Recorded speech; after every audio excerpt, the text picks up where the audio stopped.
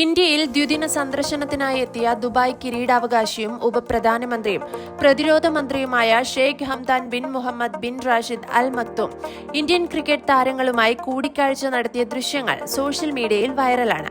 മുംബൈയിൽ വെച്ചായിരുന്നു കൂടിക്കാഴ്ച.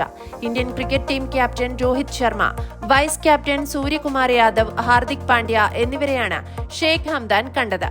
കൂടിക്കാഴ്ചയിൽ ICC ചെയർമാൻ ജയ്ഷായും സന്നിഹിതനായിരുന്നു. കറുത്ത സ്യൂട്ട് ധരിച്ചാണ് ഷെയ്ഖ് ഹംദാൻ എത്തിയത്.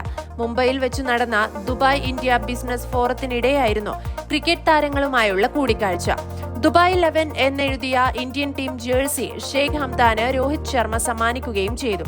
ക്രിക്കറ്റ് താരങ്ങളുമായി നടത്തിയ കൂടിക്കാഴ്ചയെ അവിസ്മരണീയം എന്ന് വിവരിച്ചുകൊണ്ടാണ് കിരീടാവകാശി തന്റെ ഇൻസ്റ്റഗ്രാം അക്കൗണ്ടിൽ ചിത്രം പങ്കുവച്ചത്.